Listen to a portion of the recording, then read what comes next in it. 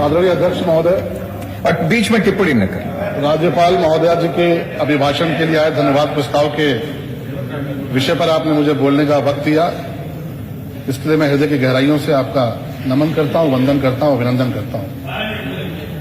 इस सदन में उपस्थित सभी सम्मानित सदस्यों का भी मैं नमन करता हूं, वंदन करता हूं, अभिनंदन करता हूं कि आप सब और हम सब मिलकर लोकतंत्र को और मजबूत करने की दिशा में निरंतर काम कर रहे हैं, निरंतर प्रयास कर रहे हैं।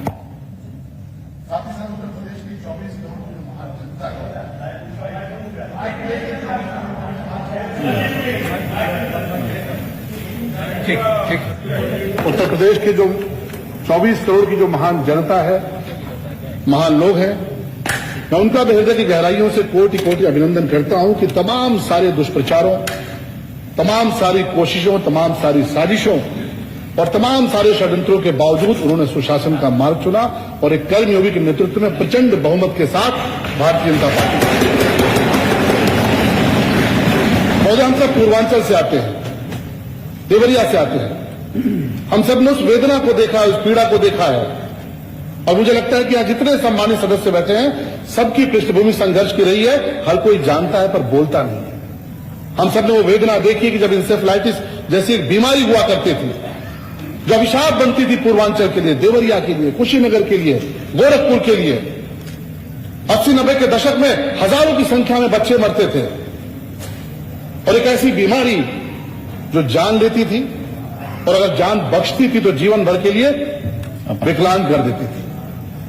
मुझे कहते हुए बहुत कष्ट होता है कि सबसे बड़ी संख्या में इससे बच्चे प्रभावित होते थे, गरीब परिवारों से आने वाले बच्चे प्रभावित होते थे और सरकारों के लिए पूरी बीमारी एक मिथ बन चुकी थी। ये मान चुके थे कि खत्म नहीं हो सकती, इसको हम इसका खात्मा नहीं कर सकते। लेकिन मैं धन्यवाद देना चाहूंगा माननीय योगी आदित्यनाथ जी के नेतृत्व में जिस सरकार ने काम किया, पूरी शिद्दत के साथ, पूरी मेहनत के साथ, पूरी निष्ठा के साथ, और एक बीमारी जो पिछले कई सालों से, कई दशकों से मिथ बन चुकी थी, ये माना जा चुका था कि बीमारी खत्म नहीं होगी, आज पूरी तौर पे सफाई के कगार पर है और आज पूर्वांचल के बच्चे एक स्वस्थ जीवन जी सकते हैं। ये वो कारण है महोदय जिसकी वजह से मुझे लगता है कि उत्तर प्रदेश की महान जनता ने एक प्रचंड बहुमत के साथ जन समर्थन दिया है। हम सबने वो दिन देखा था कि देवरिया में कोई दुर्भाग्य से बीमार पड़ जाता था, गोरखपुर लेकर भागना पड़ता था, बिहार लेकर भागना पड़ता था, अस्पताल नहीं थे। और ये आप सबको पता है कि जब कोविड की बीमारी आई थी, मैं किसी सरकार का जिक्र नहीं करूंगा, लेकिन जब कोविड की बीमारी आई थी तो उस प्रदेश के 36 जिलों में एक भी वेंटिलेटर नहीं था। हमारा जिला भी उसी में से था। वेंटिलेटर तो छोड़िए, मेडिकल कॉलेज नहीं था, अस्पताल नहीं था।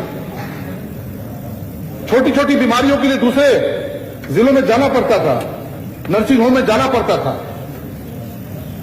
लेकिन मैं धन्यवाद देना चाहूंगा, मैं इस बात पे गर्व करता हूं कि माननीय योगी जी के नेतृत्व में एक ऐसी सरकार आई जिसने बहुत तेजी से काम करते हुए वहां पर मेडिकल कॉलेज की स्थापना कराई और देवर्षि देवराव बाबा के नाम पर मेडिकल कॉलेज स्थापित। और ये काम तब हुआ कि 2 साल पूरी तौर पे कोरोना के चलते सारा काम प्रभावित रहा, कोरोना के चलते लॉकडाउन रहा, कोरोना के चलते निर्माण कार्य ठप रहे, कोरोना के चलते सारे विकास कार्य रुकने की स्थिति में थे, अर्थव्यवस्था पर संकट था। लेकिन माननीय योगी जी के नेतृत्व में जिस सरकार ने काम किया, देवरिया को एक शानदार मेडिकल कॉलेज देने का काम किया। देवरिया की महान जनता की तरफ से मैं कोटि कोटि अभिनंदन करता हूं माननीय मुख्यमंत्री जी का और माननीय प्रधानमंत्री जी का। हम सब हमेशा ये सुनते थे कि जो कुशीनगर देवरिया का हमारा इलाका है, बिहार से जुड़ा हुआ इलाका है। कई बार लोग बाहर से आते थे, मजाक उड़ाते थे, ये कहते थे कि अरे यहां तो गाड़ियों के चलने के लिए सड़क नहीं है, यहां तो बाइक के चलने के लिए सड़क नहीं है। लेकिन आज हम सब बड़े गर्व के साथ ये कह सकते हैं कि जिस कुशीनगर और देवरिया में लोग ये कहते थे कि वहां चलने के लिए सड़कें नहीं है, वहां गाड़ियां नहीं चल सकती, वहां मोटर कार नहीं चल सकते, माननीय योगी जी और माननीय प्रधानमंत्री जी के नेतृत्व में आज कुशीनगर में आज वहां से महात्मा बुद्ध की पुण्य भूमि से हवाई जहाज उड़ रहा है और इंटरनेशनल फ्लाइट, अंतर्राष्ट्रीय उड़ानें शुरू हुई है।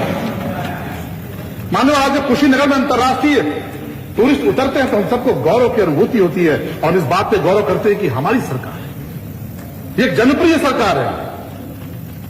आप आने वाले दिनों में देखेंगे, हमारे विपक्ष के साथ ही पूछ रहे थे कि आगे का रोड मैप क्या है। आप आने वाले दिनों में देखेंगे कि उत्तर प्रदेश सबसे ज्यादा इंटरनेशनल एयरपोर्ट वहां होने वाला राज्य होने जा रहा है। और मुझे लगता है कि यही कारण है कि तमाम सारे जो षड्यंत्र हुए, मैं सुन रहा था अपने बहुत वरिष्ठ साथी का, मैं उनका सम्मान करता हूं। कभी आरक्षण के नाम पे भ्रम फैलाया, कभी किसानों के नाम पे भ्रम फैलाया, कभी महिलाओं के नाम पे भ्रम फैलाया, लेकिन आखिरकार हुआ क्या? आपका जो समाज को जाति में बांटने का जो कार्ड था, उसको जनता ने ठुकरा दिया। आपको समाज को जो बांटने का धर्म के नाम पर काम था, उसको जनता ने ठुकरा दिया।